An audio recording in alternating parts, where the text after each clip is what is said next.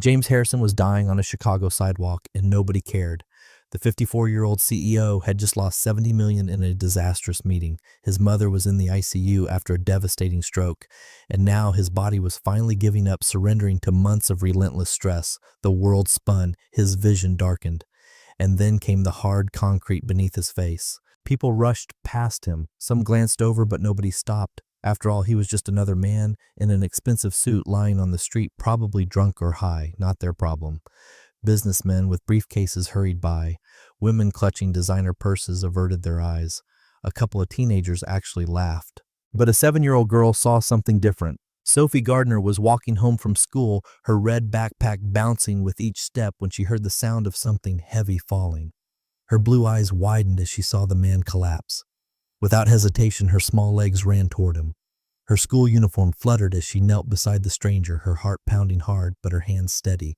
"Mister, wake up," she said, pressing her tiny hand on his chest. He was breathing. That was good. Her mother had taught her that breathing was the most important thing. With trembling but determined fingers, Sophie grabbed the man's fallen phone and dialed 911. "There's a man sleeping on the ground and he won't wake up," she told the operator, her voice clear despite her fear. "I need an ambulance, please. He's wearing a very nice suit, but his face looks bad." She described the location perfectly, just as her mother had taught her. What Sophie didn't know was that she had saved the life of James Harrison, millionaire CEO of Harrison Pharmaceuticals.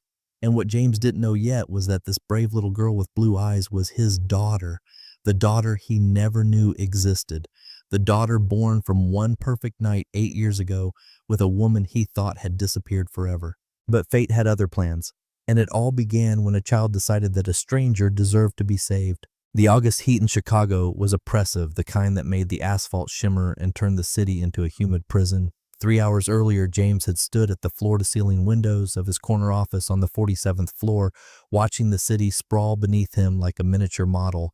His reflection showed a man who looked older than his 54 years salt and pepper hair that needed cutting, deep lines around his mouth, dark circles under his eyes that spoke of sleepless nights. Behind him, the conference room was emptying. The Japanese investors, led by the impeccably polite Mr. Tanaka, filed out in silence. No handshakes, no promises to be in touch, just the soft click of the door closing. Final as a coffin lid, $70 million gone.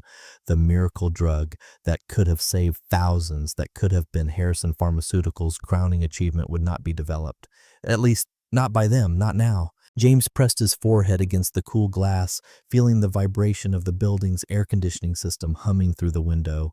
His assistant Margaret, a competent woman in her 60s, who had been with him since the beginning, knocked softly before entering. "Mr. Harrison, I'm so sorry." Her voice was gentle, maternal. "Is there anything I can do?" "No," he said, his voice hollow. "Cancel the rest of my meetings today. I need some air." Margaret hesitated, clutching her tablet. "Sir, you have the quarterly review at 3 and the board expects—" "I said cancel them." James turned, and something in his expression made Margaret step back. "Please," he added softer, "just give me a few hours." "Of course, Mr. Harrison." He walked out of his own building like a ghost, barely acknowledging the security guards, the receptionists, the employees who stepped aside to let him pass. Everyone always stepped aside for James Harrison. He was the boss, the CEO, the man who'd built this pharmaceutical empire from nothing after watching his father die from a disease that could have been treated if they'd had the money for the right medication. He was supposed to have all the answers, supposed to be unshakable, but right now he felt like he was shattering from the inside out. The heat hit him like a physical wall when he exited onto Michigan Avenue. It was 2:30 in the afternoon, the sun at its peak, and James could feel sweat immediately beading on his forehead, soaking into his collar.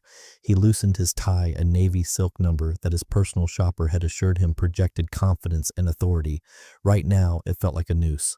His phone buzzed. James pulled it out, squinting at the screen in the harsh sunlight. Unknown number. He almost declined the call, but something made him answer. "James Harrison." "Mr. Harrison, this is Dr. Wilson from Northwestern Memorial Hospital."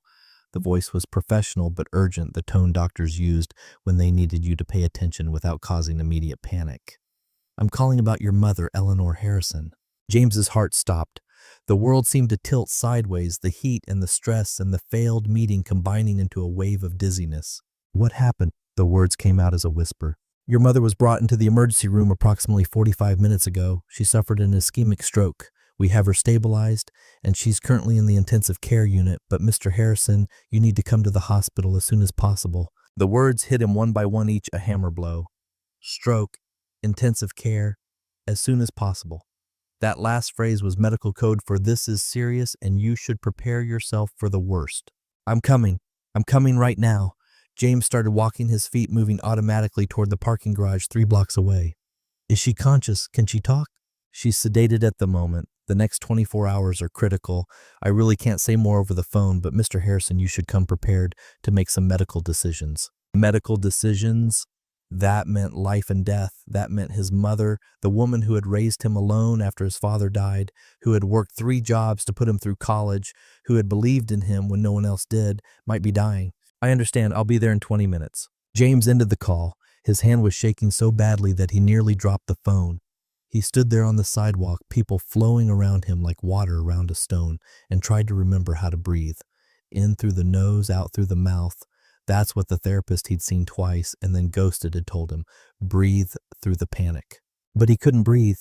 His chest was too tight, his lungs refusing to expand properly. The world was spinning, the heat pressing down on him like a physical weight. Black spots danced at the edges of his vision.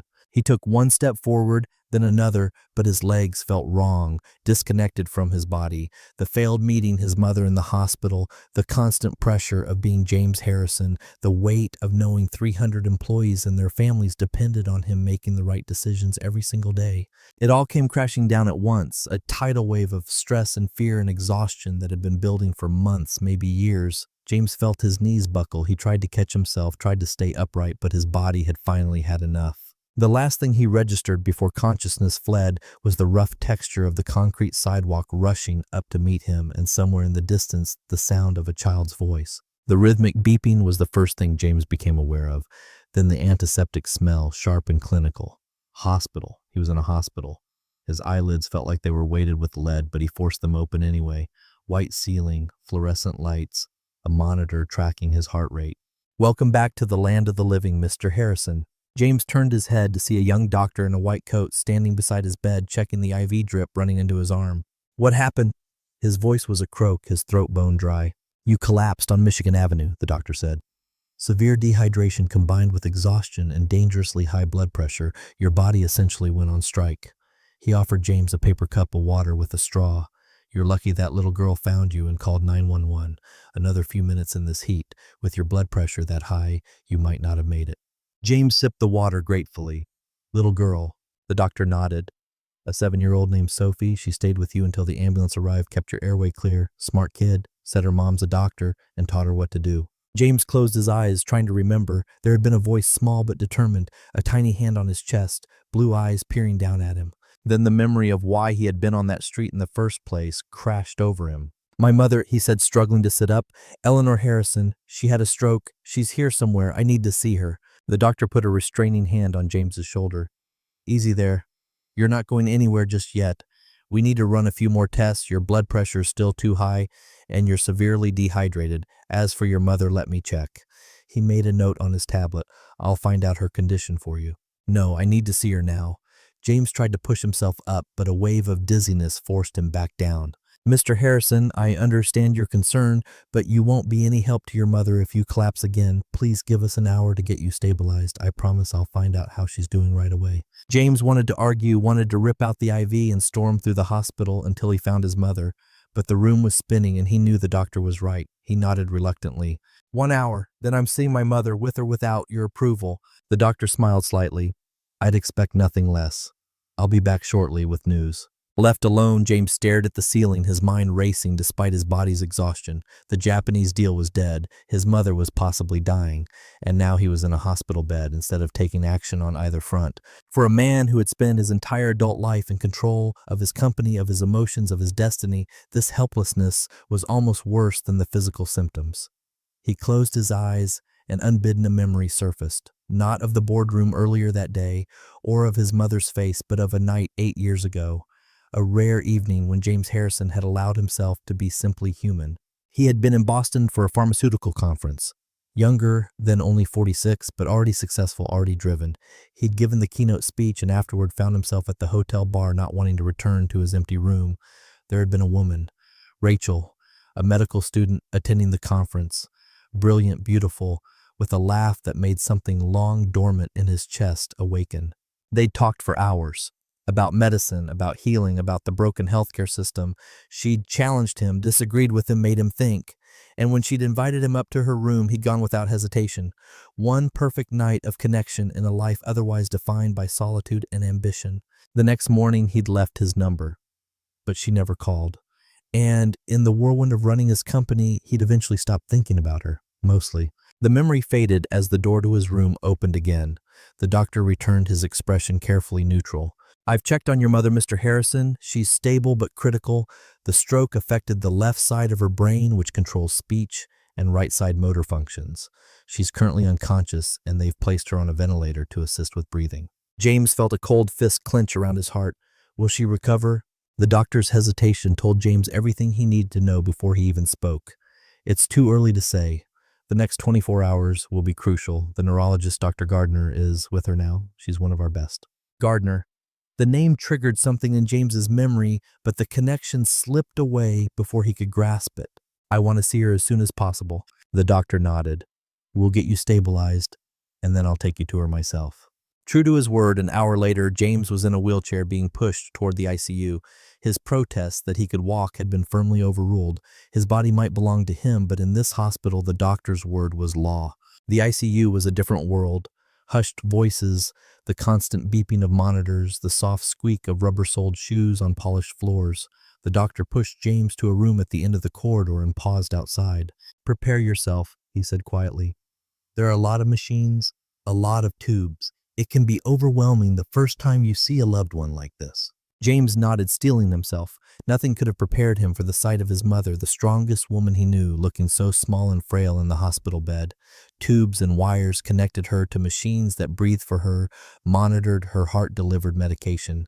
Her face was slack on the right side, her skin waxen. "Mom," he whispered, reaching for her hand. It was cool to the touch, the skin paper-thin over blue veins. "Mr. Harrison," a woman's voice came from behind him. "I'm Dr. Rachel Gardner, your mother's neurologist." James turned, and the world seemed to stop. Standing in the doorway was a face he hadn't seen in 8 years, but had never truly forgotten. Older now, with fine lines at the corners of her eyes and a few strands of silver in her dark hair, but unmistakably the woman from that night in Boston, Rachel. She looked equally shocked, her professional composure cracking for just a moment before she recovered. "You're Eleanor's son," she said, and it wasn't a question. "I should have made the connection earlier." James found his voice. "Rachel, I didn't expect to see you here." "Chicago's a long way from Boston," she agreed, moving into the room and checking Eleanor's monitors, her movements efficient and practiced. "I completed my residency at Massachusetts General and accepted a position here 3 years ago." James watched her work, 1,000 questions crowding his mind. Why hadn't she called? What twist of fate had placed her here now as his mother's doctor? But this wasn't the time or place for personal matters. "Tell me about my mother," he said instead. "The truth, all of it." Rachel met his eyes, and he saw compassion there, but also determination. The stroke was severe, affecting a significant portion of the left hemisphere. She's currently in a medically induced coma to reduce brain swelling. If, when she regains consciousness, she will likely have right-side paralysis and aphasia, difficulty speaking and understanding language. Will she recover? Recovery from a stroke this severe is unpredictable. Some patients make remarkable progress. Others... She didn't need to finish the sentence. "What can we do?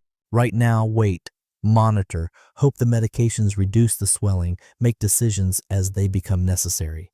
She hesitated. "I understand this is overwhelming, especially coming on the heels of your own medical episode." James laughed, a short, bitter sound.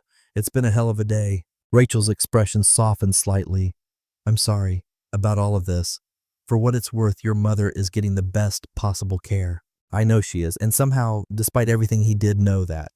Whatever had or hadn't happened between them 8 years ago, Rachel's competence and dedication were unmistakable. "I'll leave you with her for a while," Rachel said. "The nurses will be in and out, and I'll check back in an hour. If anything changes before then, they'll page me immediately." James nodded, turning back to his mother. He heard Rachel leave, the soft swish of her white coat, the only sound of her departure. Alone with his mother, James leaned forward in the wheelchair. "Mom, I'm here," he whispered, squeezing her hand gently.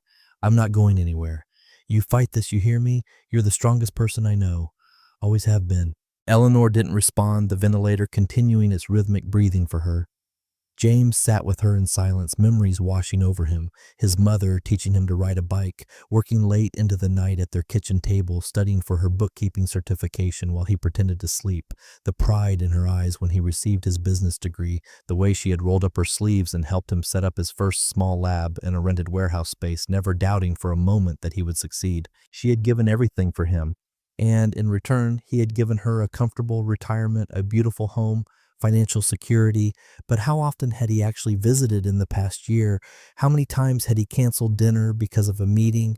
How many calls had he cut short because he was too busy? The weight of regret pressed down on him heavier than the fatigue and stress that had put him in this hospital in the first place. A soft knock at the door pulled him from his thoughts. A nurse entered, checking Eleanor's vitals with quiet efficiency. "There's someone here to see you, Mr. Harrison," she said as she worked, a little girl and her mother.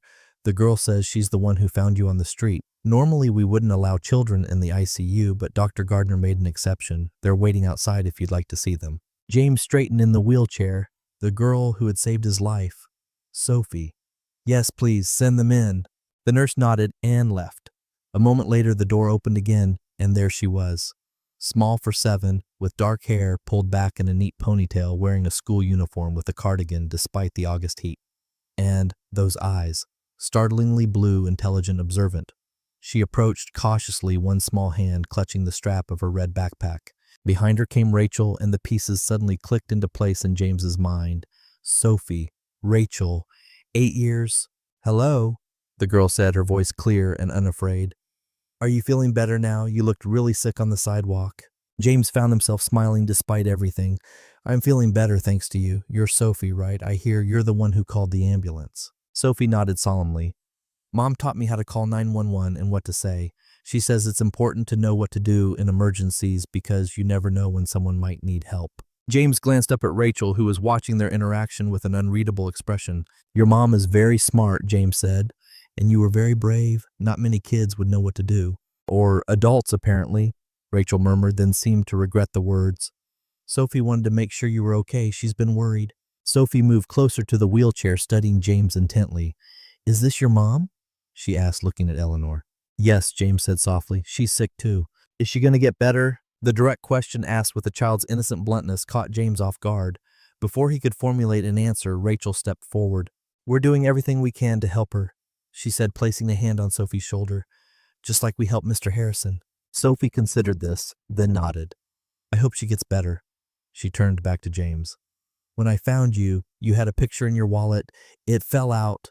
I picked it up for you," and she reached into her backpack and pulled out a slightly worn photograph. James took it with surprise. It was a picture of him and Eleanor from Christmas the previous year, both smiling at the camera in front of a decorated tree. He always carried it with him. "Thank you," he said, genuinely moved by the child's thoughtfulness. "This is very important to me." Sophie beamed, revealing a missing front tooth. "You're welcome. Mom says we should always return lost things." James looked at the girl, really looked at her, and felt an odd sensation in his chest.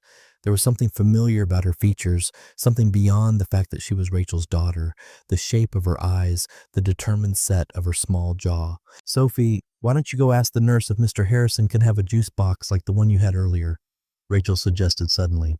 "I need to talk to him about his mother for a minute."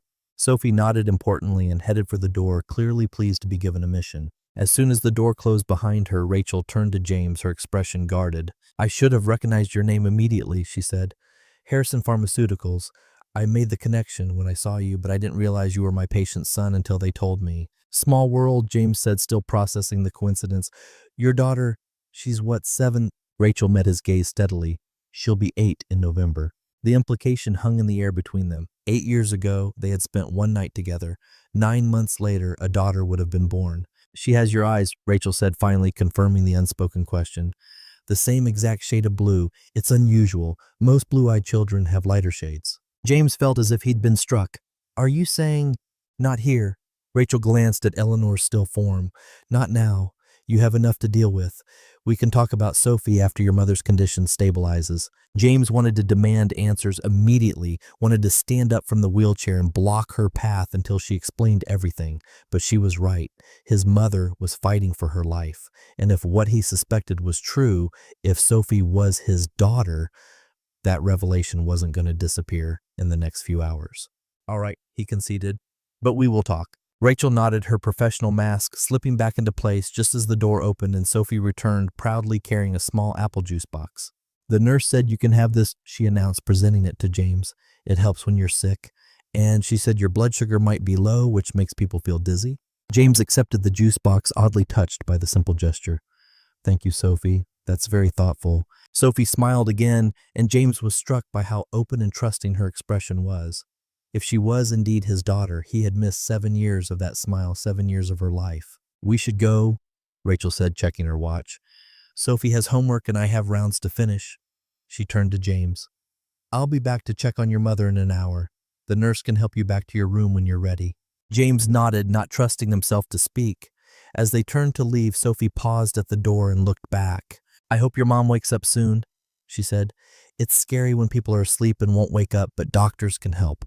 My mom's the best doctor. She'll help your mom. And then they were gone, leaving James alone with his unconscious mother, a cooling juice box in his hand, and a world that had just tilted on its axis for the second time that day. The next 48 hours passed in a blur of tests, consultations, and vigils by Eleanor's bedside. James refused to return to his own room after the first night, instead sleeping in a chair beside his mother's bed. His assistant Margaret brought him clean clothes and handled the crisis at the company, keeping the board at bay with updates on both Eleanor's condition and James's health. Rachel was a constant presence, checking on Eleanor multiple times a day, consulting with other specialists, making adjustments to medications. She maintained a strictly professional demeanor in James's presence, focusing solely on Eleanor's care. But the unspoken truth hung between them like an invisible thread drawing taut whenever their eyes met. On the third morning, as James sat beside his mother's bed reviewing emails on his tablet, a small sound made him look up. Eleanor's eyes were open, blinking slowly in confusion. James dropped the tablet and leaned forward, pressing the call button for the nurse. Mom? Mom, can you hear me? Eleanor's eyes found his face, and he saw recognition there. She tried to speak, but the ventilator tube prevented it. Her right hand remained motionless on the blanket, but her left hand twitched, reaching for him. James took it, tears blurring his vision. You're in the hospital, Mom. You had a stroke, but you're going to be okay. I'm right here. The door opened, and a nurse rushed in quickly, followed by Rachel. Both moved to Eleanor's side, checking monitors and responses. Eleanor, I'm Dr. Gardner, Rachel said, her voice calm and reassuring. You're at Northwestern Memorial. You've been unconscious for a few days, but you're doing much better. Try not to fight the breathing tube. We'll see about removing it soon now that you're awake. Eleanor's eyes moved from Rachel's face back to James, a question in them. I'm fine, Mom, he assured her, guessing her concern. Just worried about you. Eleanor seemed satisfied with this. Her gaze drifted back to Rachel, and something like confusion crossed her features. With effort, she raised her left hand and pointed at Rachel, then at James. Yes, we've met before, Rachel said, understanding the gesture. A long time ago. I'm taking good care of your son, don't worry. Eleanor's eyes narrowed slightly as if trying to place something. Then, to everyone's surprise, she raised her hand again and made a small gesture mimicking a child's height. Rachel froze. James felt his heart skip a beat. Rest now, Eleanor, Rachel said after a moment. We'll talk more when you're stronger. But Eleanor was persistent. She made the gesture again, then pointed at Rachel, then James.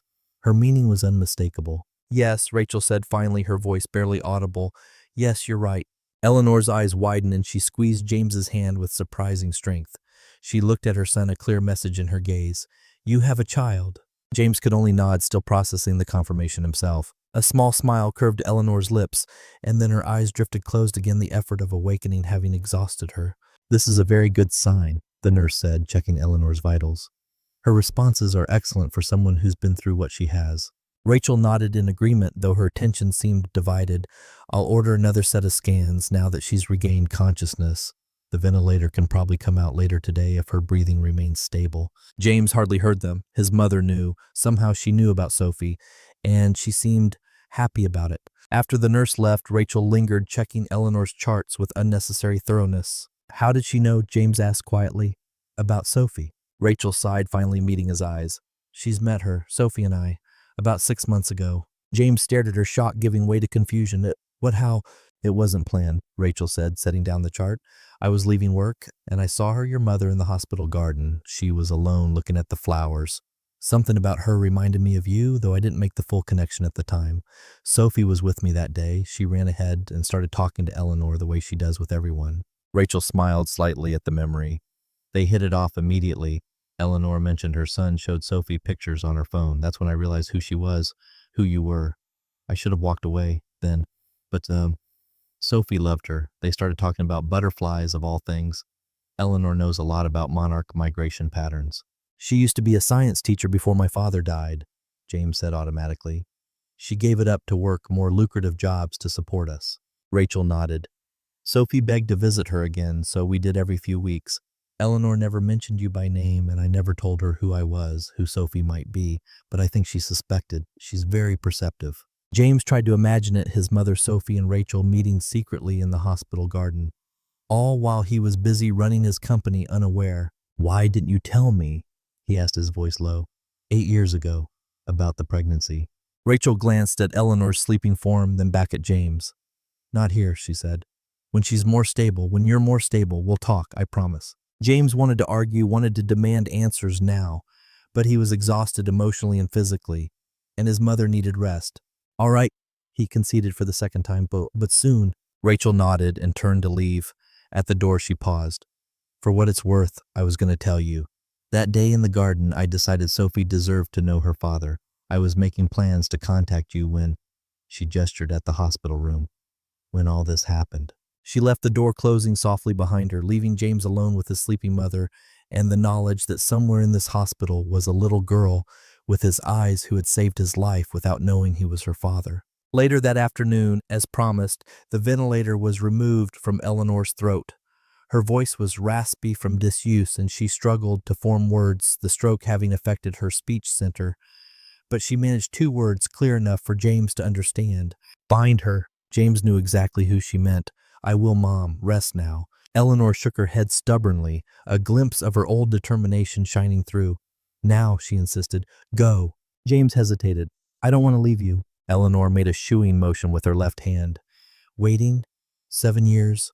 She managed the words, slurred but comprehensible. No more. Waiting. Reluctantly, James agreed. I'll be back soon, he promised, kissing her forehead. Eleanor caught his hand, her grip surprisingly strong. Be kind, she said. She had reasons. James nodded, touched by his mother's concern, even in her weakened state. I'll listen, he promised. With a final squeeze of her hand, he left the room. In the corridor, he pulled out his phone and dialed his assistant. Margaret, I need you to find the address for Dr. Rachel Gardner. She works here at Northwestern, and he paused, considering. And I need information on her daughter Sophie, age 7, almost 8. Of course, Mr. Harrison, Margaret replied, unfazed as always. Anything specific you're looking for? Everything, James said. School records, medical history, birth certificate. He hesitated, then added, check if there's a father listed on the birth certificate. There was a slight pause.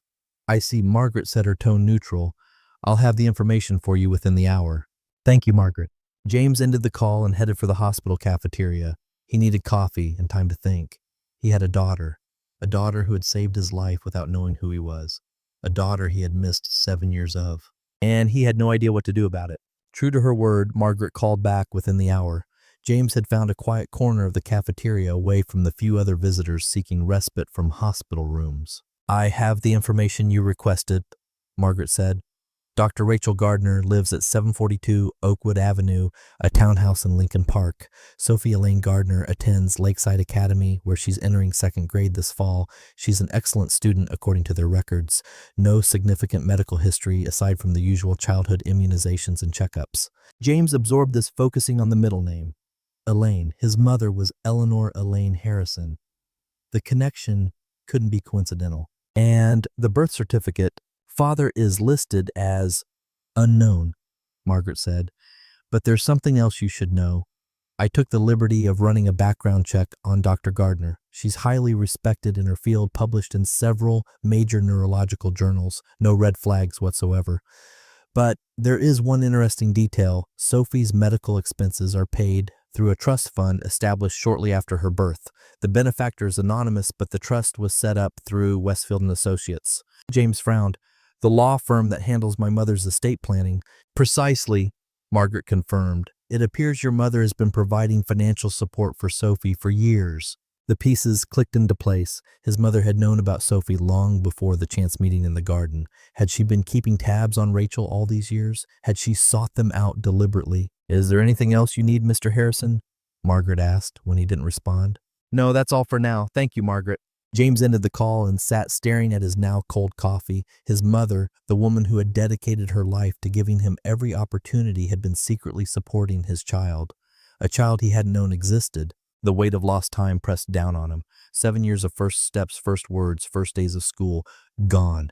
Irretrievable. His phone buzzed with a text. It was from Rachel. Eleanor is asking for you. She's agitated. James hurried back to the ICU, his mind still reeling from Margaret's revelations.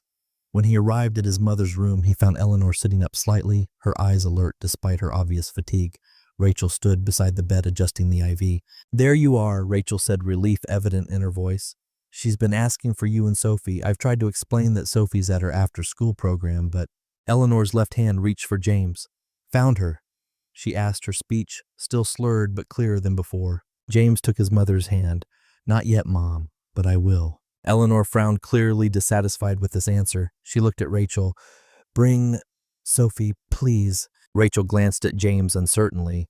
Eleanor, I'm not sure this is the best time. Sophie doesn't know about the situation. She saved him, Eleanor insisted. She should meet properly. James realized his mother was right. Whatever complicated adult matters lay between him and Rachel, Sophie deserved to know the truth. Or at least to meet him formally, not as a stranger collapsed on a sidewalk. She's right, he said to Rachel. When can you bring her? Rachel seemed torn, but Eleanor's determined expression eventually won her over. I'll pick her up after her program ends at 5, she conceded. We can be back here by 6. Eleanor nodded, satisfied. She patted James's hand. Good boy, she murmured.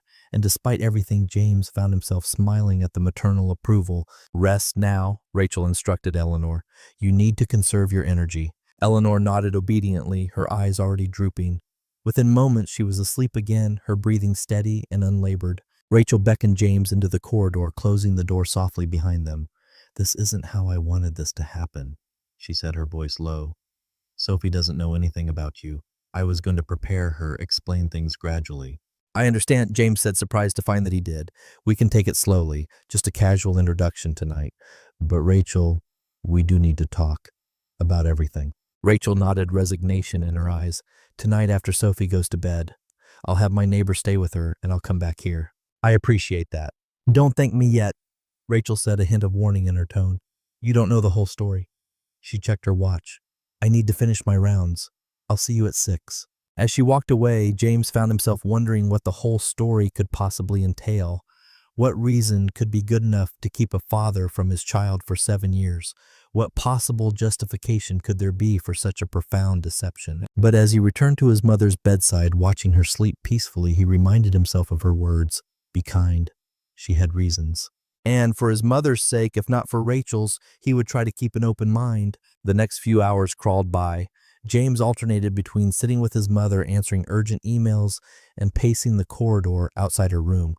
At 5:45, he found himself standing in front of the elevator, watching the numbers climb as it ascended from the ground floor.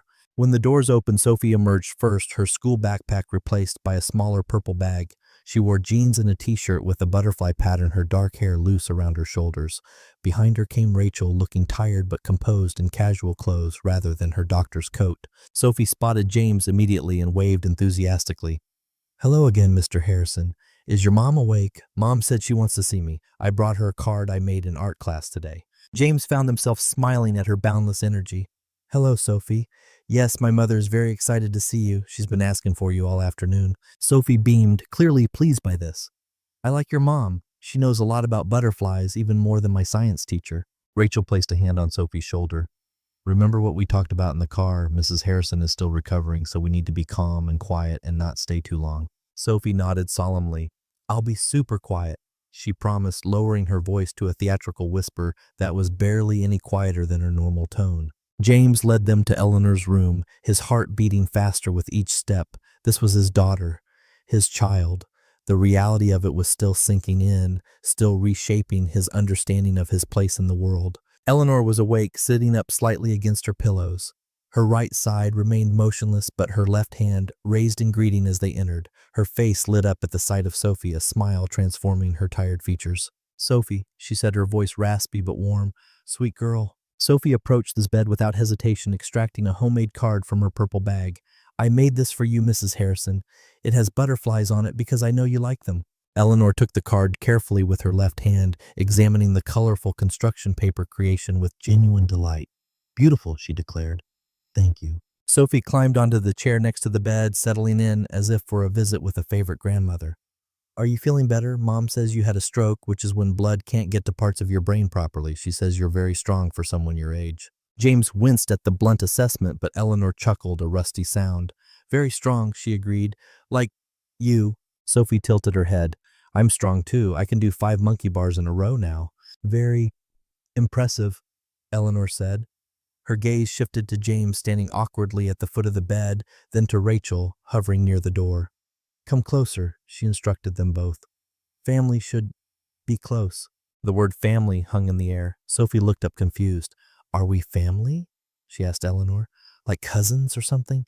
Eleanor's eyes twinkled with mischief.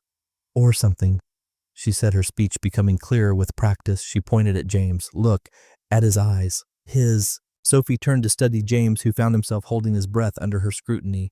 Her blue eyes narrowed in concentration. "They're blue," she said finally, like mine." "Exactly, like yours," Eleanor confirmed. "Same shade." Sophie considered this. "Mom says I got my blue eyes from my dad, but I've never met him. She says he lives far away and doesn't know about me." Rachel stepped forward. "Sophie, I think that's enough questions for today. Mrs. Harrison needs to rest." But Eleanor shook her head. "No, time for truth." She looked directly at James, a challenge in her eyes. "I'd tell her." James felt panic rise in his chest. This wasn't how he'd imagined this moment. There should have been preparation, a gentle lead-in, not this abrupt confrontation. Rachel must have sensed his distress because she moved to Sophie's side, placing a hand on her shoulder. "Sophie, sweetheart, there's something important we need to talk about. Something about your father." Sophie looked up at her mother, curiosity replacing confusion. "What about him?" Rachel took a deep breath. "Your father isn't far away like I told you. He's actually here in Chicago." She glanced at James, a silent question in her eyes. James nodded, finding his voice at last.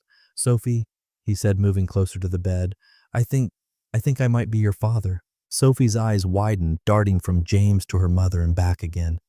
"Really?" she whispered. "You're my dad." "We need to do a test to be completely sure," Rachel explained. "But yes, we think Mr. Harrison is your father." Sophie stared at James for a long moment, her expression unreadable. Then, without warning, she slid off the chair and ran to him, wrapping her small arms around his waist in a fierce hug. "I found you," she said, her voice muffled against his shirt. "I found my dad." James froze, overwhelmed by the unexpected embrace, by the simple acceptance this child offered without question. Then slowly he knelt down and returned the hug, cradling his daughter's small body against his chest. "Yes," he whispered, tears blurring his vision. "You found me." Eleanor watched from the bed, tears streaming down her left cheek, a smile of profound satisfaction on her face. Rachel stood nearby, her own eyes glistening. For a moment, the four of them existed in a bubble of emotional connection, the beginning of something new and fragile and precious. Then Sophie pulled back, her practical nature reasserting itself. "Do you like butterflies too?" she asked James seriously. "It's important." James laughed, a genuine laugh that felt foreign after days of stress and revelation.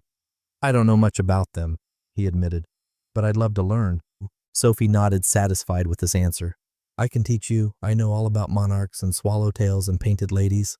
"I'd like that very much," James said, realizing he meant it more than he'd ever meant anything in his life. Eleanor's monitor beeped, and a nurse entered to check her vitals. "I'm afraid you'll need to wrap up this visit," she said apologetically. "Mrs. Harrison needs her medication and rest." Sophie turned back to Eleanor. "I'll come see you again tomorrow," she promised, "and I'll bring my butterfly book to show you." Eleanor nodded, fatigue evident on her face despite her joy. Looking forward to it, she beckoned James closer and whispered in his ear, "Don't waste time. Life is short." James squeezed her hand. "I won't, Mom. I promise." As they left the room, Sophie, walking between James and Rachel, chattering about her butterfly collection, James felt a strange sense of rightness settle over him.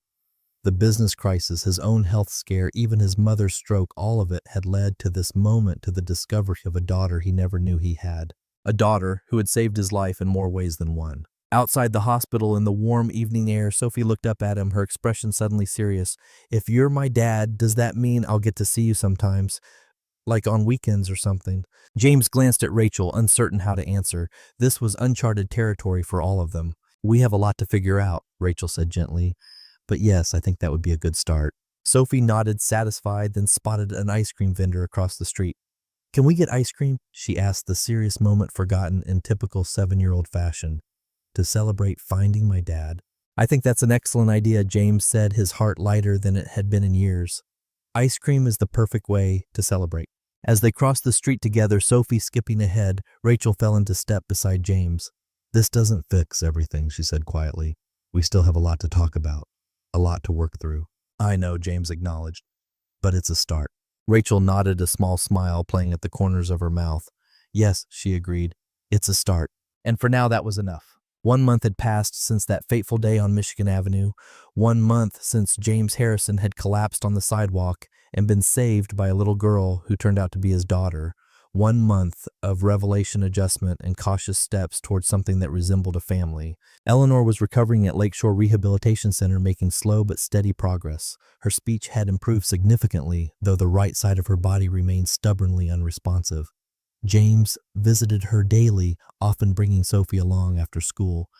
Those visits were the highlight of Eleanor's day, her face lighting up whenever her granddaughter entered the room with some new drawing or butterfly fact to share. James sat in his office at Harrison Pharmaceuticals, staring at the quarterly reports without really seeing them. The failed Japanese deal had sent ripples through the company, and the board was growing increasingly restless. He needed to find a new partner, a new investor, someone willing to back their groundbreaking cardiac medication. But for the first time in his career, James found his focus divided. His phone chimed with a calendar alert. Sophie's school presentation, 2 p.m. He smiled, closing the report. The old James would have sent his assistant with a gift and an excuse. The new James was learning that some things couldn't be delegated. "Margaret," he called, pressing the intercom button. "I'm heading out for the afternoon. Have the team email me the revised projections and reschedule my call with the European distributors." "Already done, Mr. Harrison," Margaret replied, her voice warm with approval. "And I've had a car brought around. Don't forget Sophie's gift." James picked up the carefully wrapped package on his desk. A butterfly identification kit he'd had specially made, complete with a professional-grade camera attachment for Sophie's iPad. Perhaps excessive for a second grader's science presentation, but James was still learning the boundaries of fatherhood. As he stepped into the elevator, his phone rang. Richard Bennett, the CFO. James considered letting it go to voicemail, but professional responsibility won out. "Richard, what can I do for you?" "James, we need to talk." Bennett's voice was tense, clipped. "The board is calling an emergency meeting tomorrow. They're concerned about the direction of the company, about your focus." James felt a familiar tightness in his chest. "My focus is exactly where it needs to be, on saving this company after your Japanese deal fell through." "My Japanese deal?" Richard laughed, a short, humorless sound. "That's interesting framing, considering you were the one who stormed out mid-negotiation. After you deliberately mistranslated key terms of the agreement," James countered, stepping out of the elevator and nodding to the security guard. "Let's not pretend I don't know what happened, Richard. The question is, does the board—" Silence stretched for a moment before Richard responded.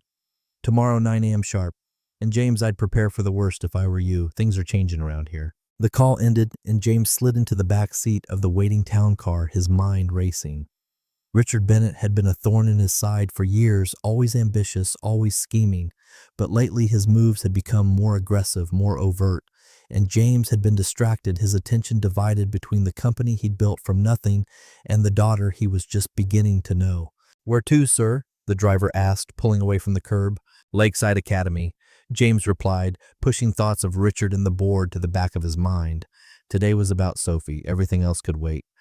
Lakeside Academy was a picturesque private school overlooking Lake Michigan, its red brick buildings and manicured grounds speaking of old money and academic excellence. James had been surprised to learn that Rachel had managed to afford the tuition on a doctor's salary until Margaret had quietly informed him that Eleanor had been paying Sophie's tuition through the trust fund for years. Another secret his mother had kept, another way she had looked out for the granddaughter she hadn't been sure she would ever meet. The second grade classrooms were in the lower school building, a cheerful space filled with artwork and the controlled chaos of young children learning. James felt distinctly out of place in his tailored suit as he navigated the hallway following signs for the science fair.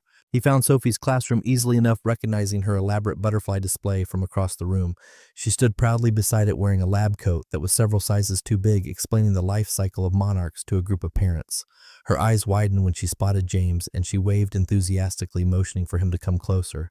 "This is my dad," she announced to the group with the matter-of-fact confidence of a child who saw no reason to complicate the situation with explanations of recent discoveries or DNA tests.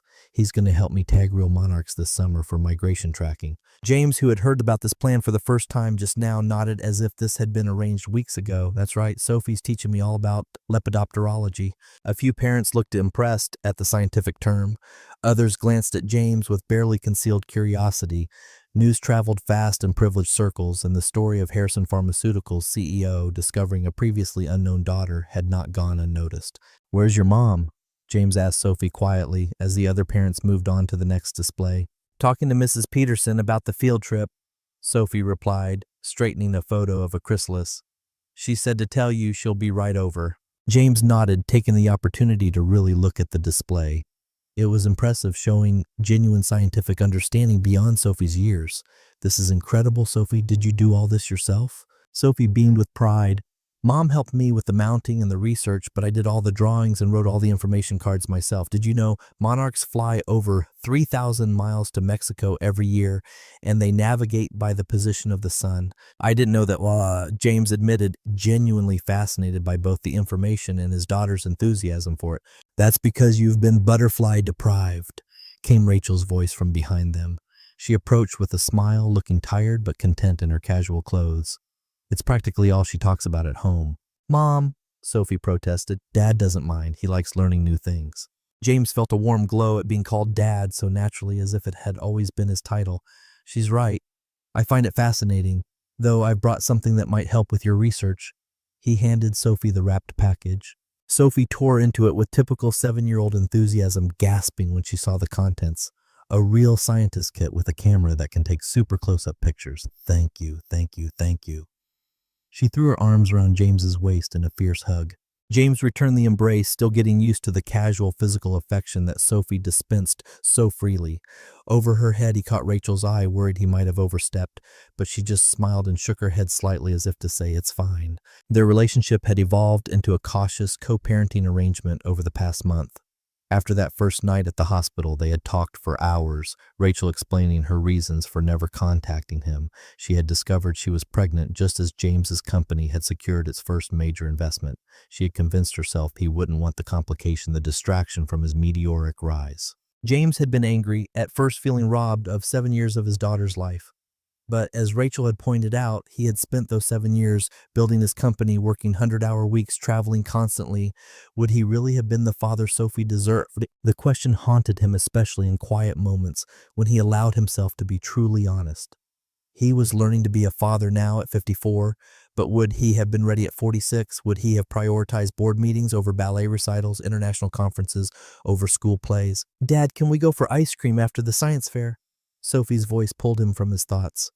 "Mrs. Peterson said I got the highest marks in the class." "Absolutely," James agreed immediately. "That definitely deserves a celebration." Rachel checked her watch.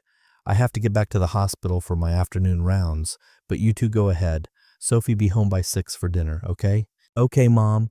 Sophie hugged her mother goodbye, then turned back to James. "Can we go to Darlene's? They have the best hot fudge sundaes." "Darlene's it is." James agreed, offering his hand. Sophie took it without hesitation, her small fingers intertwining with his large ones with complete trust. As they walked toward the exit, James noticed Richard Bennett standing near the doorway, watching them with an unreadable expression. James felt his body tense instinctively, drawing Sophie slightly closer to his side. "Richard," he acknowledged with a nod. "I didn't realize you had children at Lakeside." "I don't," Richard replied smoothly. "My niece is a 4th grader, science fair judge duty." His eyes flickered to Sophie, who was watching the interaction with open curiosity. "And this must be the famous Sophie I've heard so much about." James didn't like the calculating look in Richard's eyes, didn't like him knowing about Sophie at all. Yes, this is my daughter. Sophie, this is Mr. Bennett. He works with me. Hello, Sophie said politely, but she pressed closer to James's side, suddenly shy. Quite the resemblance, Richard remarked, his smile not reaching his eyes. Those distinctive Harrison blue eyes, no room for doubt about paternity there. James stiffened at the comment, at the insinuation of some kind of scandal or doubt. We should be going. Sophie has earned an ice cream celebration for her excellent project. Of course, don't let me keep you. Richard stepped aside, but as James passed, he added in a low voice, Tomorrow, 9 a.m. Don't be late. The board is quite interested in your new priorities. James said nothing, guiding Sophie toward the exit with a hand on her shoulder. But internally, alarm bells were ringing. Richard's presence at Sophie's school was no coincidence, and the thinly veiled threat was clear. I don't think I like Mr. Bennett, Sophie announced once they were in the car. He smiles with his mouth, but not with his eyes. James looked at his daughter with newfound respect, 7 years old and already an excellent judge of character. That's very observant of you, Sophie, and you're right, sometimes people pretend to be friendly when they're not. Like the wasp that pretends to be a monarch butterfly, Sophie nodded sagely. It looks nice, but it can hurt you. Exactly like that, James agreed, making a mental note to ask her more about insect mimicry. Now tell me about these hot fudge sundaes at Darlene's. Are we talking 1 scoop or 2? Sophie's face lit up. 3, with extra whipped cream and cherries. As they drove to the ice cream parlor, James pushed thoughts of Richard Bennett and board meetings to the back of his mind. But they lingered there a shadow on an otherwise perfect afternoon. The next morning, James arrived at Harrison Pharmaceuticals at 8:30 a.m. earlier than the scheduled board meeting. He wanted time to prepare to center himself before what promised to be a confrontational session. He had spent the night reviewing financials, market projections, research data, anything that might help him defend his leadership. But as he entered the boardroom, he was surprised to find it already occupied, not just by Richard Bennett, but by the entire board of directors, all seated and waiting, as if the meeting had started without him. James, thank you for joining us, said Evelyn Chin, the board chairperson. Her tone was professional but cool, lacking the warmth of their usual interactions. Please have a seat. James took his customary place at the head of the table, trying to read the room. The atmosphere was tense, the faces of the board members carefully neutral. Richard sat at the opposite end, a folder in front of him, looking altogether too confident. I was told the meeting was at 9, James said, checking his watch pointedly. It's only 8:32. Yes, well, we thought it best to have a preliminary discussion before you arrived, Evelyn replied, at least having the grace to look slightly uncomfortable. We've been reviewing some concerning developments. What kind of developments? James asked, though he had a sinking feeling he already knew. Richard slid the folder down the table. James opened it to find printouts of news articles, social media posts, and financial reports, all centered around him, his newly discovered daughter, and the company's recent struggles. The market perception is shifting, Richard explained, his tone falsely sympathetic. Investors are concerned that your personal situation is affecting your judgment. The failed Tanaka deal was just the beginning. Our stock has dropped 12% in the past month. A market correction that was anticipated after the FDA delayed approval on 2 of our secondary products, James countered, as you well know, Richard, since you were in those meetings. Perhaps, Richard conceded, but the timing combined with your frequent absences and early departures has created a narrative that's damaging to the company. James looked around the table, making eye contact with each board member in turn. Most looked away, unwilling to meet his gaze directly. Only Evelyn and Howard Greenfield, the eldest member of the board and a longtime ally, held his stare. Let's cut to the chase, James said finally. What exactly are you proposing, Richard? Richard straightened in his chair. A temporary transfer of operational control. You would remain as chairman, of course, with all the accompanying prestige and compensation, but day-to-day operations would fall to someone less distracted. Someone like you, I presume. Richard spread his hands in a gesture of false modesty. The board has expressed confidence in my ability to steer us through this transitional period. James turned to Evelyn. Is this true? Has the board already decided on this course of action? Evelyn sighed. We've discussed it as a possibility, James, but no vote has been taken. We wanted to hear your perspective first. My perspective? James repeated slowly. All right, here it is. Yes, I recently discovered I have a daughter. Yes, that has required some adjustments to my schedule, but I have not missed a single critical meeting. I have not failed to review a single important document. I have not stopped working 18-hour days for this company. He paused, flipping through the folder to a specific financial report. What I have done is identify the real reason the Tanaka deal fell through. He pointed to a series of numbers that had been subtly altered in the translation. These terms were deliberately mistranslated, making the deal significantly less favorable for Tanaka Pharmaceuticals than what we had originally agreed upon. The board members leaned forward, examining the document with renewed interest. "And who is responsible for the final translation?" James continued. "Who insisted on using his own translator rather than our usual service?" He looked directly at Richard. "Who stood to benefit most if I were to be removed as CEO, just as we're on the verge of our biggest breakthrough yet?" Richard's confident smile faltered slightly. "That's a serious accusation, James, one that sounds like the desperate flailing of a man who knows he's losing his grip." Howard Greenfield, who had been silent until now, cleared his throat. "Actually, I'd like to hear more about these translation discrepancies, and while we're at it, perhaps we should discuss the private meetings you've been having with Westmore Biotech." He turned to the other board members. "Our direct competitor, in case anyone has forgotten." Richard's face flushed. "That's completely unfounded. I've never—" "Save it, Richard," James interrupted. "We have the phone records, the emails, all of it. Did you really think Margaret wouldn't monitor communications after the Tanaka disaster? She's been with me for 15 years. Her loyalty isn't in question." The atmosphere in the room shifted palpably. Board members exchanged glances, reevaluating the situation in light of this new information. Evelyn turned to Richard. "Is this true?" Richard's composure cracked. "It's a fabrication. Harrison is desperate to hold on to power. Can't you see that he's neglecting the company for his newfound family?" The way he said the word family made it sound like a disease. "I think," Howard said carefully, "that we should table any discussion of leadership changes until we've had time to properly investigate these allegations on both sides." Evelyn nodded in agreement. "We'll need to review all documentation related to the Tanaka deal and any communications with Westmore." She looked at James. "And James, while I believe your commitment to the company remains strong, I do think we need to address the perception issue. The market responds to narratives as much as numbers." James understood what she was really saying. He needed to control the story to change the perception that he was distracted or unfocused. "I understand," he said, and I have a proposal that addresses both our immediate financial concerns and the narrative around my personal life." He outlined his plan, a partnership with a smaller, innovative biotech firm that specialized in pediatric medications. They had promising research but lacked the manufacturing capabilities and distribution network of Harrison Pharmaceuticals. A strategic alliance would benefit both companies and could potentially accelerate the development of their cardiac medication for children with congenital heart conditions. "And yes," he concluded, "my interest in pediatric medicine has been influenced by my daughter. Sophie doesn't have a heart condition, but getting to know her has made me more aware of the gaps in children's medications.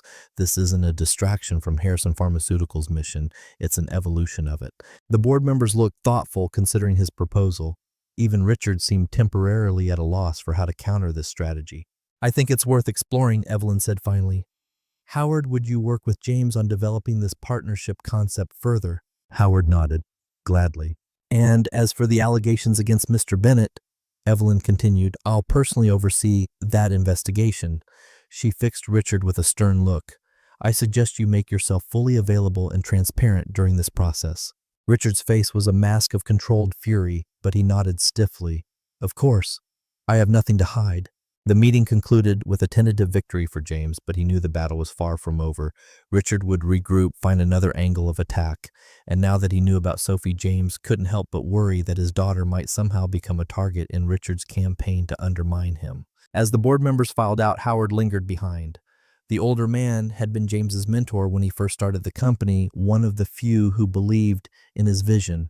"That was well played," Howard said once they were alone. "But Richard won't give up easily. He's been cultivating board members for years, positioning himself as the successor you never seemed interested in grooming." James sighed. "I know. I've been so focused on the science on the next breakthrough that I neglected the politics." "And now you have even more to protect," Howard observed. "Your daughter changes everything, doesn't she?" "Everything," James agreed. "I used to think the company was my legacy. Now I'm not so sure." Howard clapped him on the shoulder. "For what it's worth, I think fatherhood suits you. There's a softness to you now, a humanity that was sometimes missing before." James wasn't sure if that was a compliment or a criticism, but he appreciated the honesty. "Thank you for your support in there, Howard. I won't forget it."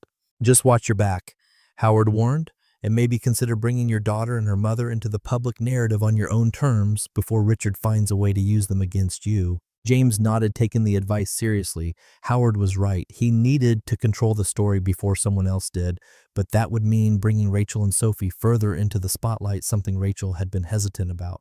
After the meeting, James retreated to his office, mentally exhausted but unable to rest. There was too much at stake now. Not just the company, but his relationships with Rachel and Sophie, still so new, still so fragile. He picked up the phone and dialed Rachel's number, unsure what he would say, but knowing they needed to talk. Rachel answered on the third ring, her voice harried. "James, I'm between patients. Can this wait?" "I wish it could," he replied, "but there have been developments at the company, developments that might affect Sophie." There was a pause, then the sound of a door closing. "What kind of developments?" James explained the situation as succinctly as possible: Richard's attempted coup, the counter-accusations, the tentative resolution, and the ongoing threat. "So this man, this Richard Bennett, he was at Sophie's school yesterday specifically to see her." Rachel's voice had taken on a protective edge James was beginning to recognize. "I believe so, yes, to gather ammunition, to see for himself, maybe just to unnerve me. But the fact is, he now knows about Sophie and seems willing to use my relationship with her against me." Rachel was silent for a long moment. "What are you proposing, James, that we hide change schools? What?" "No," James said quickly, "nothing like that. But Howard, a board member, an ally, suggested that we consider getting ahead of the narrative, making some kind of public statement controlled by us, rather than waiting for Richard or the press to create their own story." Another silence. "You want to use Sophie as a PR tool for your company?" "No," James protested. "That's not what I'm saying at all. I'm talking about protecting her, protecting all of us by controlling the information that gets out there." "I need to think about this," Rachel said finally, "and I need to get back to my patients. We'll talk tonight." She hung up before James could respond, leaving him staring at the phone, wondering if he'd just made things worse. The rest of the day passed in a blur of meetings and phone calls. James tried to focus on the potential pediatric partnership, on the day-to-day operations of the company, but his mind kept returning to Rachel's reaction, to the hurt and suspicion in her voice when she'd asked if he wanted to use Sophie as a PR tool. That wasn't what he wanted at all, was it? The question nagged at him as he left the office, declining his usual car service in favor of walking. The afternoon was cool for August in Chicago, a hint of autumn in the air. James found himself heading not toward his downtown penthouse, but toward the lake, toward the path where he sometimes met Rachel and Sophie for evening walks. It wasn't their scheduled day for him to see Sophie. They had settled into a routine of Wednesday evenings and weekend afternoons, but James felt drawn there nonetheless. The lake had become a symbol of his new life, of the moments of peace he found with his daughter amidst the chaos of everything else. To his surprise, as he approached their usual meeting spot near the butterfly garden, he saw Rachel sitting on a bench watching Sophie, who was photographing butterflies with the new camera attachment he'd given her. James hesitated, unsure if his presence would be welcome after their tense phone call, but before he could decide whether to approach or retreat, Sophie spotted him. "Dad," she called, waving enthusiastically. "Come see, I got the perfect picture of a viceroy." Decision made for him, James walked over, noting the way Rachel tensed slightly at his approach. "I didn't expect to see you here," he said to her quietly as Sophie returned her attention to the butterflies. "Sophie wanted to try out her new camera," Rachel replied, her tone neutral, "and I needed some air after my shift." James nodded, taking the seat beside her on the bench, careful to maintain a respectful distance. "About our conversation earlier." "Not now," Rachel interrupted, nodding toward Sophie, who was just out of earshot. "Later." They sat in somewhat uncomfortable silence for a few minutes, watching Sophie dart from flower to flower in pursuit of the perfect butterfly photo. Despite the tension between the adults, James couldn't help but smile at his daughter's enthusiasm, her complete absorption in her task. "She's amazing," he said softly, "so focused, so curious." Rachel's expression softened slightly. "She gets that from you, I think, that intensity of concentration. I've seen you look exactly the same way when you're working through a problem." The observation surprised James. It was easy to see the physical resemblance between him and Sophie, the blue eyes, the shape of her jaw, but he hadn't considered the less tangible inheritances: temperament, personality traits, the parts of himself that lived on in her beyond mere genetics. "I'm not trying to use her," he said after another silence. "I would never do that. I'm trying to protect her." Rachel sighed, her shoulders dropping slightly. "I know, I overreacted. It's just, I've kept her away from the spotlight her entire life. The idea of that changing, of her becoming public property in any way." "I understand," James assured her, "and we don't have to decide anything today. But Richard Bennett is a threat, Rachel, not just to me or the company, but potentially to Sophie as well, at the very least, to her privacy and security." Rachel nodded, watching Sophie chase a particularly elusive monarch. What exactly did your colleague suggest, this public narrative you mentioned? James chose his words carefully. Something simple. A press statement acknowledging that I recently discovered I have a daughter, that I'm committed to being part of her life, and that this has given me new perspective on the company's future direction, particularly in pediatric medicine. And what about me? Rachel asked. What would be said about Sophie's mother in this statement? Whatever you're comfortable with, James replied honestly. We could name you, describe you as Sophie's mother and a respected neurologist, or we could leave you unnamed, respect your privacy entirely. Rachel considered this. And you think this would help protect Sophie from this man's machinations? I think it would limit his ability to use her as leverage, James said. If we acknowledge the situation openly on our terms, it removes the element of scandal, of secrecy. It makes it harder for him to weaponize the information. Sophie returned to them, then breathless with excitement, her camera full of butterfly photos. Dad, Mom, I got 17 different pictures, and I think I saw a giant swallowtail, but it flew away before I could get a good shot. That's wonderful, sweetheart, Rachel said, smoothing Sophie's windblown hair. Why don't you show your father while I make a phone call? I need to check on a patient. Sophie happily took Rachel's place on the bench, scrolling through the photos on her camera and providing detailed commentary on each butterfly. James listened attentively, asking questions and expressing appropriate amazement at her expertise while keeping one eye on Rachel, who had moved a short distance away to make her call. Her body language shifted as she spoke, from tense to resigned to something that might have been resolution. When she returned, her expression was determined. Sophie, how would you feel about having your picture in the newspaper? She asked, sitting on Sophie's other side. With your dad? Sophie looked up from her camera, surprised by the question. Like a famous person, would people recognize me at school? Maybe a little, Rachel admitted. But it would be just one picture and a short story about how you and your dad found each other. Sophie considered this with the seriousness she brought to all decisions. Would I get to wear my butterfly dress, the special one from Grandma Eleanor? I think that could be arranged, Rachel said, exchanging a glance with James over Sophie's head. Then okay, Sophie decided, as long as they spell my name right, Sophie. Some people try to put a Y at the end, and that's just wrong. James laughed, relieved by both Sophie's easy acceptance and Rachel's apparent change of heart. We'll make sure they get it right, sweetheart, I promise. Later, after Sophie had exhausted her enthusiasm for butterfly photography and run ahead to the ice cream stand that marked the end of their usual walk, Rachel turned to James. I'll do this, she said, for Sophie's protection, but I have conditions. Name them, James replied immediately. One picture, one interview with a journalist we choose and approve. Nothing about my relationship with Eleanor that's private. No details about the night Sophie was conceived. And absolutely no staged family photos making us look like a couple. We're co-parents, nothing more. The firmness of that last condition stung more than James expected. Over the past month, as they navigated the complexities of their shared parenthood, he had found himself increasingly drawn to Rachel. Not just because of their shared history or their connection through Sophie, but because of who she was, now brilliant, dedicated, fiercely protective of their daughter. But he respected her boundaries. Agreed, he said, on all counts. And thank you, Rachel. I know this isn't easy for you. Rachel watched Sophie at the ice cream stand, the setting sun turning her dark hair to fire.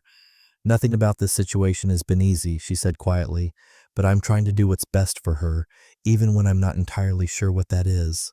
James followed her gaze to their daughter, who had secured her ice cream cone and was now walking carefully back toward them, tongue darting out occasionally to catch a drip. I think you've done an incredible job, he said sincerely. She's extraordinary, kind, intelligent, curious. You should be proud of the way you've raised her. Rachel's expression softened. Thank you. That means a lot.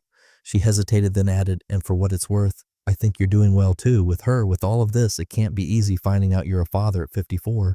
Easiest thing I've ever done, James said without thinking. And to his surprise, he realized it was true.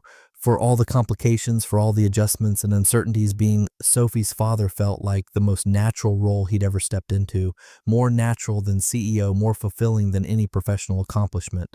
Rachel studied him for a moment, something unreadable in her expression. Then Sophie arrived, with her ice cream, effectively ending their conversation, but not before James caught a glimpse of what might have been understanding in Rachel's eyes. As they walked together, Sophie between them chattering about monarch migration patterns, James felt a sense of rightness that had nothing to do with board meetings or company strategies. For the first time in decades, he was exactly where he needed to be. But as they reached the end of the path where they would part ways, Rachel and Sophie to their townhouse, James to his solitary penthouse, his phone buzzed with a message from Margaret. Richard Bennett, seen entering Chicago Tribune building 30 minutes ago. Meeting with Graham Sullivan, financial editor. The momentary peace shattered. Richard was making his move, going to the press before they could. James showed the message to Rachel, whose expression hardened. "So much for controlling the narrative," she said, her voice tight. "What now?" James thought quickly. "I know Sullivan. He's fair, usually. I can call him, try to get ahead of whatever Richard's telling him." Rachel nodded. "Do it. And James, make it clear that if they publish anything about Sophie without our approval, they'll be hearing from my lawyer." The protective fierceness in her voice reminded James that while he might be a powerful CEO, Rachel was a force in her own right, a brilliant doctor who had raised their daughter alone for 7 years, navigating a demanding career in motherhood with no support but her own determination. "I will," he promised. And Rachel, "Thank you for trusting me with this, with her." Rachel's expression softened slightly. "I'm trying," she said, "one day at a time." She glanced at Sophie, who was finishing her ice cream, oblivious to the adult concerns swirling around her. "Call your editor friend, then let me know what we're dealing with." James nodded, already pulling up Sullivan's number as Rachel took Sophie's hand and led her toward their waiting car. He watched them go, acutely aware of the invisible threads that now connected his life to theirs, threads that Richard Bennett was threatening to unravel for his own ambition. The thought hardened his resolve. He had built Harrison Pharmaceuticals from nothing, had overcome countless obstacles and competitors over the years. Richard Bennett was just the latest in a long line of challenges, and now, with Sophie and Rachel in his life, James had more reason than ever to fight. He pressed the call button, his voice steady when Sullivan answered. "Graham, it's James Harrison. I understand you had a visitor earlier today. Before you print whatever he told you, I think we should talk." The Second Chance. Part 3, Resolution and Ending. The Chicago Tribune headline hit newsstands on a crisp September morning. Harrison Pharmaceuticals CEO discovers daughter who saved his life.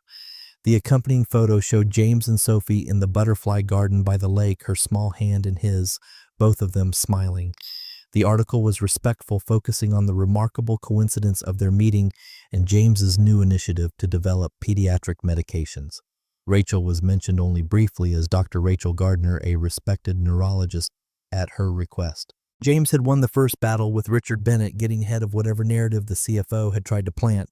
Graham Sullivan, true to his reputation for fairness, had listened to James's side of the story and agreed to hold the article until James, Rachel, and Sophie could be properly interviewed and photographed. But winning a battle wasn't winning the war, and James knew it. Richard had gone suspiciously quiet in the week since the article was published. Too quiet.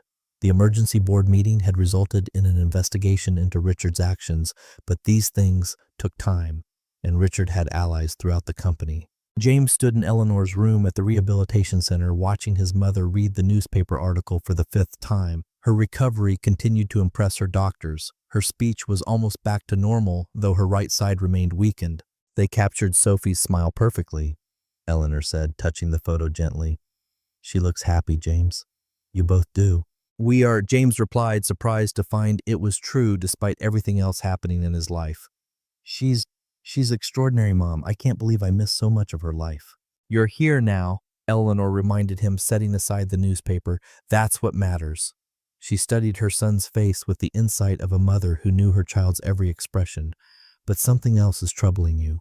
James sighed, sinking into the chair beside her bed. "Richard Bennett, he's gone to ground since the article came out. No confrontations, no veiled threats. He's planning something, I can feel it." Eleanor frowned. "The man who is trying to take your company, the one who followed you to Sophie's school." James nodded. "The investigation is ongoing, but these things move slowly. Corporate politics." He shook his head, frustrated. "Meanwhile, I'm trying to secure this partnership with Callaway Biotech, move forward with the pediatric medication development, and be present for Sophie. I feel like I'm being pulled in too many directions at once." Eleanor reached for his hand, her grip surprisingly strong. "You'll find the balance, James. You always do. But promise me one thing." "Anything." "Don't let that man or that company take away what you found with Sophie." Her eyes were intense, the blue that had been passed down to James and now to Sophie. "I've watched you build Harrison Pharmaceuticals from nothing. I've supported every sacrifice, every 18-hour day. But this?" She tapped the newspaper photo. "This is worth more." James squeezed his mother's hand throat tight with emotion. I know, Mom. I'm beginning to understand that now.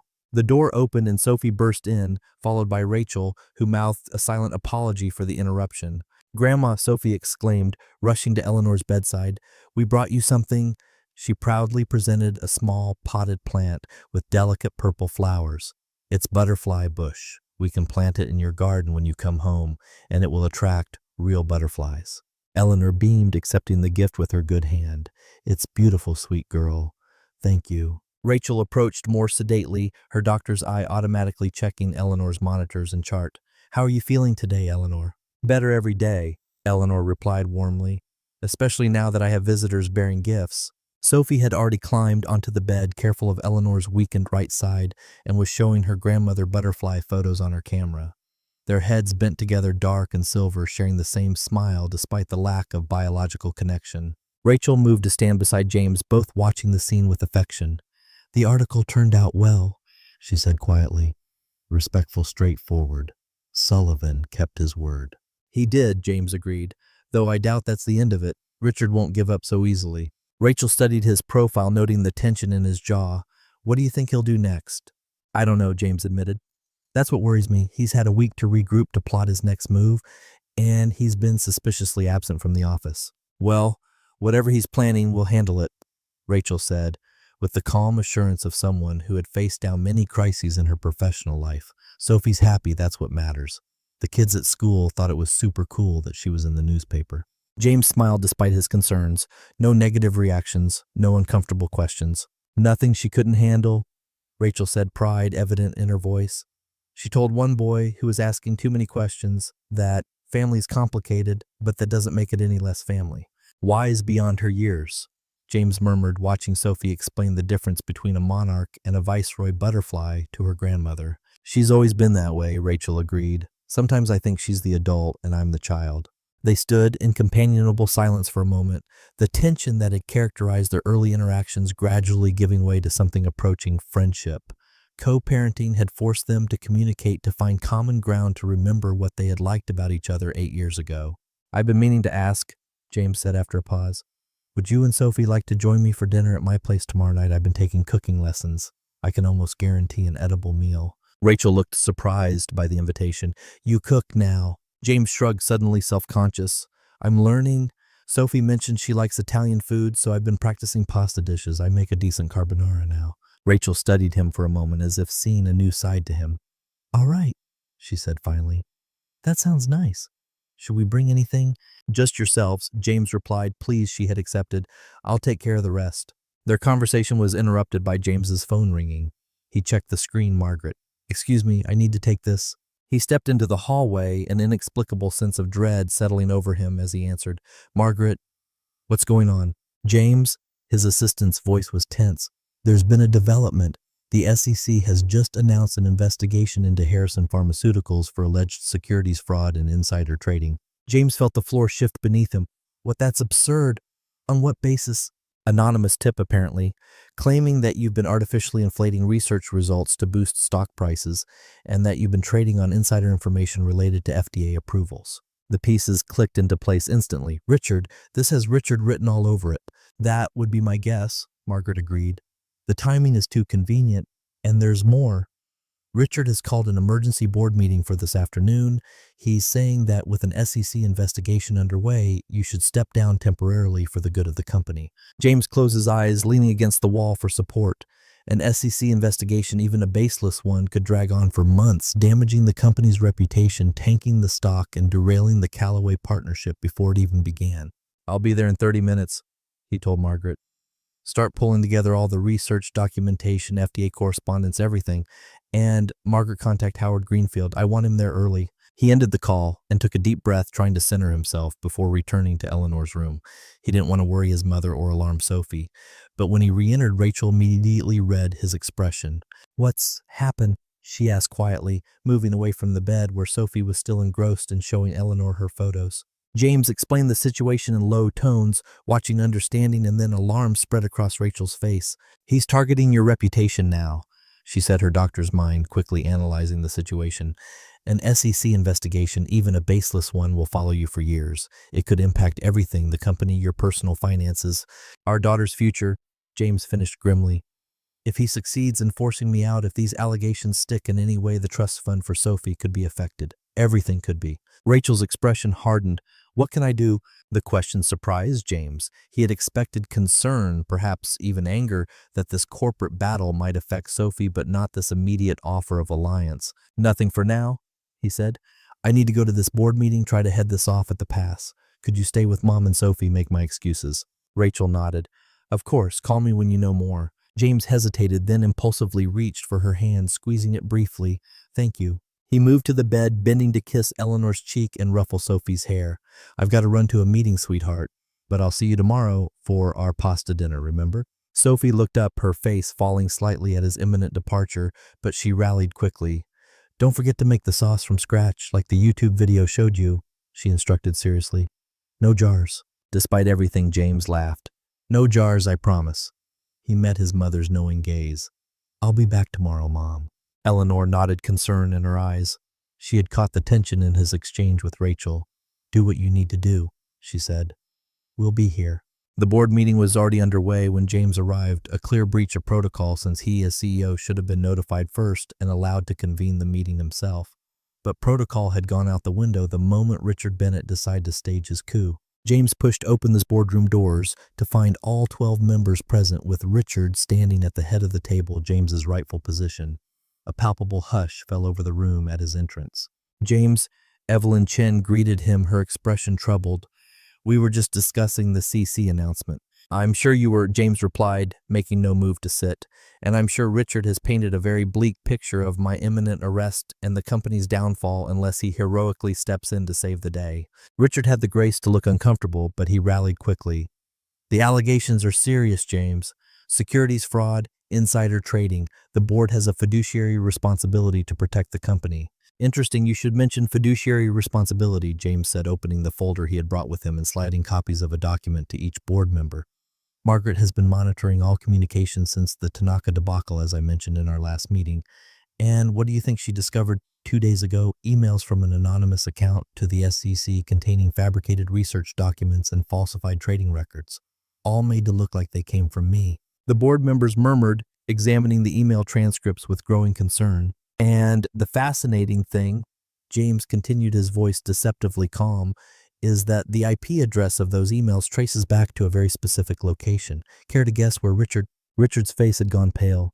This is absurd. Anyone can fake emails' IP addresses. Your lake house in Wisconsin, James finished. The one registered in your sister's name for tax purposes. The one where you spent this past weekend, according to your own social media posts about your niece's birthday party. Howard Greenfield, who had been unusually quiet until now, finally spoke. I took the liberty of contacting a friend at the SEC this morning when we heard about the investigation. The anonymous tip came with documentation that appears convincing at first glance, but contains subtle inconsistencies, the kind that become obvious when examined by experts, the kind that point to fabrication. Evelyn Chen fixed Richard with a steely gaze. Is this true, Richard? Have you falsified documents to trigger an SEC investigation against your own company? Richard's composure cracked. The company is being run into the ground, he exploded. While Harrison plays happy families with his newfound daughter, we're losing market share, missing opportunities. The Tanaka deal was just the beginning. I was trying to save what we've all worked for. By committing fraud, Evelyn's voice was ice, by risking prison for yourself and potentially everyone in this room if we had followed your recommendation to remove James based on false allegations. You'll see. The board members exchanged alarmed glances, the full implications of Richard's actions sinking in. This wasn't just a power play anymore. It was potentially criminal behavior that could have implicated them all. I think, Howard said into the tense silence, that we should adjourn this meeting and reconvene tomorrow after legal counsel has been consulted. In the meantime, Richard, I believe it would be best if you took a leave of absence. Richard looked around the table, seeking any ally, any support, but found none. The board members avoided his gaze, already distancing themselves from his actions. This isn't over, he said, finally gathering his papers with shaking hands. The SEC investigation has been opened. They'll still look into everything, even if they question the source of the tip. They will, James agreed calmly, and they'll find nothing because there's nothing to find. Harrison Pharmaceuticals has always operated with complete transparency and integrity, unlike some of its executives. Richard stormed out, leaving a heavy silence in his wake. James finally took his seat at the head of the table, exhausted but relieved. The immediate danger had passed, though, as Richard had pointed out, the CEC investigation would still proceed, at least initially. "I want to thank you all for your support," he said to the remaining board members. "Especially you, Howard. Your quick thinking with the SEC contact may have saved us months of damaging speculation." Howard waved away the thanks. "I've known you too long to believe you'd engage in fraud, James, and I've known Richard long enough to believe he would." Evelyn cleared her throat. "While I'm relieved that these allegations appear to be fabricated, I do think this serves as a wake-up call. We've allowed internal politics to distract us from our mission. Perhaps it's time to refocus to remember why Harrison Pharmaceuticals was founded in the first place." James nodded, thinking of his father, whose death from a treatable disease because they couldn't afford the medication had inspired him to start the company. Thinking of Sophie, who represented a new generation that would benefit from the medicines they created. "You're absolutely right, Evelyn, and I have some ideas about how we can do that, starting with the Callaway partnership and our new pediatric division." The meeting shifted then from crisis management to strategic planning, the board members visibly relieved to return to the business of running a pharmaceutical company rather than navigating a potential scandal. James participated fully, his mind sharp and focused, but a part of him was already elsewhere, already looking forward to tomorrow's dinner with Rachel and Sophie, already thinking about what this resolution meant for their future together. 3 hours later, James left the Harrison Pharmaceuticals building physically exhausted but mentally energized. Richard Bennett had been placed on administrative leave pending a full investigation. The SEC had been contacted with the evidence of falsified documents, and the board had unanimously approved pursuing the partnership with Callaway Biotech to develop pediatric medications. As he stepped onto Michigan Avenue, the same street where he had collapsed a month earlier, James found himself marveling at how much had changed. A month ago, he had been alone, driven solely by the company's success, his health suffering from neglect and stress. Now, despite the professional challenges, or perhaps because of them, he felt more balanced, more purposeful, more alive. He pulled out his phone to call Rachel to update her on what had happened, but hesitated. It was late past Sophie's bedtime. A text would be better, something Rachel could read without being disturbed if she was already asleep. But as he composed the message, his phone rang. Rachel's name appeared on the screen. "Rachel," he answered, surprised. "I was just about to text you. How did it go?" she asked without preamble, her voice tight with concern. James filled her in quickly, ending with, "So Richard's on leave, the board is behind me, and the SEC will likely drop the investigation once they verify the documents were falsified." Rachel's relief was audible. That's wonderful, James. I've been worried. Sophie picked up on the tension earlier, kept asking if something was wrong." "I'm sorry about that," James said sincerely. "The last thing I want is for her to be affected by all this." "She's fine," Rachel assured him, "just perceptive, like her father." There was a small pause, then she added, "Are you still up for dinner tomorrow? I'd understand if you needed to reschedule after all this." "Absolutely not," James replied firmly. "If anything today has reinforced how important our dinner is to me, how important both of you are." Another pause, longer this time. "All right," Rachel said, finally, her voice softer. "We'll be there, 7 o'clock as planned." "I'm looking forward to it," James told her, and realized it was the simple truth. After a day of corporate battle, nothing sounded better than an evening with Sophie and Rachel, away from boardrooms and allegations focused on the family they were cautiously becoming. "Good night, James," Rachel said, a smile in her voice now. "Good night, Rachel." As he slipped the phone back into his pocket and hailed a taxi, James found himself thinking of Eleanor's words earlier that day, "Don't let that man or that company take away what you found with Sophie." His mother, as usual, had been right. The company was important, his life's work, but it wasn't his only legacy anymore. Sophie was. And perhaps if he was very lucky, this fragile new connection with Rachel could grow into something more as well. The next evening, James surveyed his penthouse with a critical eye. He had spent the morning in meetings with the legal team addressing the SEC situation and Richard's future with the company, but had taken the afternoon off to prepare for dinner. The dining room table was set for 3 with the good china he rarely used, fresh flowers, including butterfly bush cuttings from the florist, a nod to Sophie's gift to Eleanor, adorned the center of the table. The pasta dough was made from scratch, resting in the refrigerator as the YouTube tutorial had instructed. Everything was perfect, or as perfect as he could make it, yet James found himself uncharacteristically nervous. This wasn't a business dinner where he could rely on corporate small talk and impressive wine selections. This was personal, intimate, a man cooking for his daughter and her mother in his home. It mattered in a way business dinners never had. The doorbell rang precisely at 7. James took a deep breath, straightened his casual sweater, no suits tonight, he had decided, and opened the door. Sophie bounced in first, her energy filling the space immediately. Dad, we brought dessert. Mom made tiramisu because I told her it's Italian and would go with the pasta, and she said that was very thoughtful of me to consider the cuisine cohesion. She beamed, clearly proud of the phrase. Rachel followed with a ceramic dish, smiling apologetically. She's been practicing that phrase all the way here, cuisine cohesion, from the cooking show we watched last weekend. James laughed, taking the dish from Rachel. Well, she's absolutely right. Tiramisu is perfect with pasta. Excellent cuisine cohesion, Sophie. Sophie preened under the praise, then immediately began exploring the penthouse, exclaiming over the view of the lake from the floor-to-ceiling windows. You can see forever from here. Mom, look. You can see our butterfly garden. It's a beautiful view, Rachel agreed, moving to stand beside her daughter at the window. She wore a simple blue dress that brought out her eyes, Sophie's eyes, James's eyes, and looked more relaxed than he had seen her since their reunion. Thank you for coming, James said, joining them at the window. Both of you. Rachel met his gaze, something warm and unguarded in her expression. Thank you for inviting us, for wanting to share this with Sophie, with us.